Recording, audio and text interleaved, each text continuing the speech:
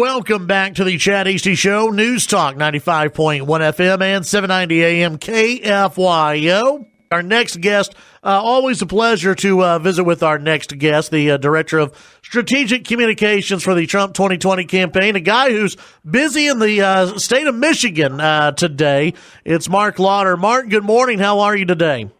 Good morning, Chad. I'm going to have to take some issue with you there, buddy. It's like if you disqualify Democrat candidates who are awkward, they got nothing left.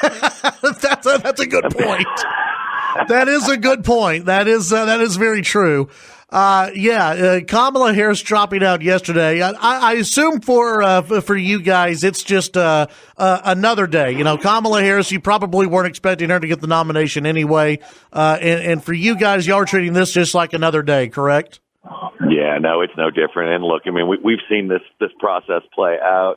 Someone catches fire and then they implode. And we've seen it time and time again. Kamala was like the first one to really catch the media's attention. Then it was Mayor Pete, and then it was Liz Warren. And I mean, they all go up and down. And really, it's still just a mess right now over there.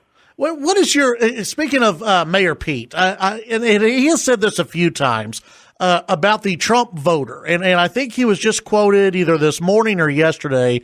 He was at a press conference and he was asked again, you know, are Trump supporters racist? And he said, well, at best, they're looking the other way. They're looking the other way, basically calling the president a racist. And this is almost, isn't this the same thing as the basket of deplorables? When you're labeling millions and millions of people racist or enablers of racism? Oh, it's no different. But let's go back even further. Remember, Barack Obama said that, you know, that Republicans cling to their Bibles and their guns, and then you've got the deplorables, and now you're all racists. And I mean, it's just not true because they can't compete with Republican ideas. They can't compete with the results that are being achieved by this president, by Republican conservative policy. So the only thing they can do is just try to name call and play identity politics.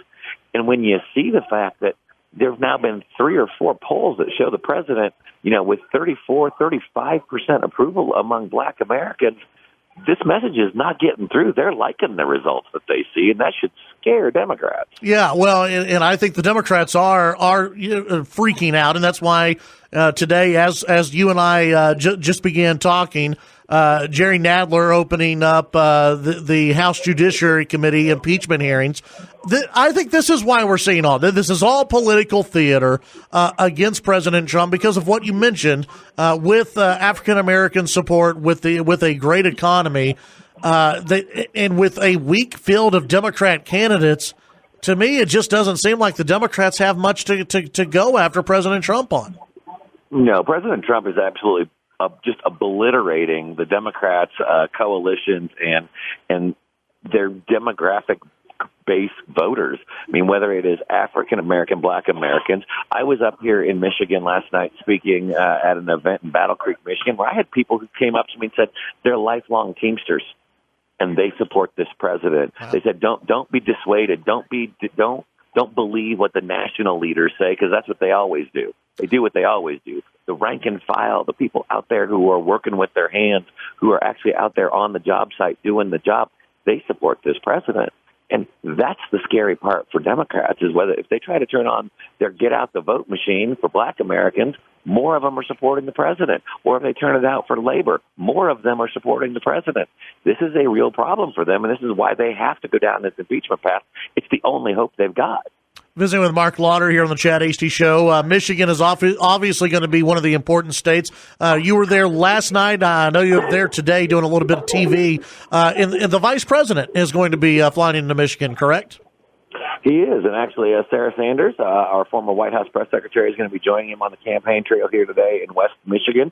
Unfortunately, I'm going to be passing them in the air as they're on their way over here. I'm headed back, so I need to be back in D.C., but I can tell you, just in West Michigan and all parts of Michigan. I was in Chicago recently. I was down in Atlanta also. I mean, people are getting excited. People are getting excited, and people are coming up to me and telling me on the street, they're going, I can't talk about it publicly, but I'm voting for this guy. I don't even recognize the Democrat Party anymore. And we've got this as a winning message. We just have to just make sure that we're out there talking to folks, everyone and anyone that you come across, because it's not a silent majority anymore. It is the majority, and they're going to speak with their vote. In Michigan, the folks that you were speaking to last night and that you've spoken to today, are they concerned about these impeachment hearings, or are they looking at them as I am, which is just a made-for-TV spectacle? No, that's exactly what they're seeing it as. The people that have been talking to me, they're wondering why we haven't gotten the replacement for NAFTA passed. I mean, this is a state that is heavily reliant on manufacturing, on auto manufacturing, and agriculture. All of those industries benefit greatly from the USMCA. My goodness, they border Canada. I mean, how can you not? And when you have Democrats who were elected to Congress saying, they were going to work for their issues and work for their districts, they got nothing to show for it. Right. And that's another reason why the Democrats are in panic mode right now. They have no record of accomplishment, and yet the president has still got a strong economy. He's got NATO actually coming up and starting to pay for what their fair share finally. All of these things are happening just like the president said they would, and Democrats are panicked.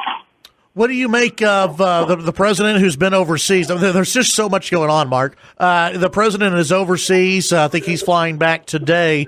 How did everything overseas go? I think it's been very good, and the president sent a very strong message to thank the countries in NATO that have stepped up and are now paying 2% of their GDP for defense, which is what they agreed to do. They haven't been doing it. I think it was 4 countries when the president took office. We're now up to 9. We need more of them to do it. Hey, Germany and France, get the message. And the president's going to call them out for it. And we've got to be honest here. Sometimes it's tough to have difficult conversations with friends. Well, that's what this president will do. He's not just going to let them slide because they're our friends. And so we'll have those difficult conversations. And he'll also have those conversations about the broader issues of terrorism and confronting China, confronting Iran, confronting Russia. We have to do all the above. So good meetings. I think it's going well. And while he's doing that, the Democrats are continuing with their theater of a circus sideshow with impeachment. Yeah, I'm visiting with Marc Lotter here on the Chad Hasty Show. Before I let you go, I know you can't force Nancy Pelosi to do anything. Otherwise, we'd see some movement on some things in this country.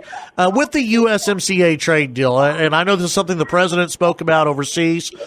He's been speaking about it quite a bit, about getting a deal done because Canada's on board, the president's on board, Republicans are on board, and Mexico's on board. It's just Nancy Pelosi who is not allowing a vote. Do you think we'll see a vote before the end of this year? There's a part of me that is surprised they haven't done it already. I mean, remember, the Democrats and Nancy Pelosi tried to convince the American people they could walk and chew gum at the same time, and all we've seen them do is trip and fall. Yeah. And so this is a win for the American workers. It's a win for farmers. It's a win for manufacturing. Why wouldn't they want to take that to reinforce their message? Yet they can't convince themselves to do it, and it's really going to hurt those moderate members of theirs that were elected in 2018. They're going back with no record of accomplishment. They're going to have to explain it to their voters while President Trump is on the ticket with them and on the campaign trail. Not a good place for them to be. Director of Strategic Communications for the Trump 2020 campaign, Marc Lotter, always a pleasure to visit with you. We'll let you catch that flight back to D.C. Have a safe one, and we'll visit with you down the road. Talk to you soon, Chad. That's Marc Lotter here on the Chad Hasty Show, News Talk KFYO.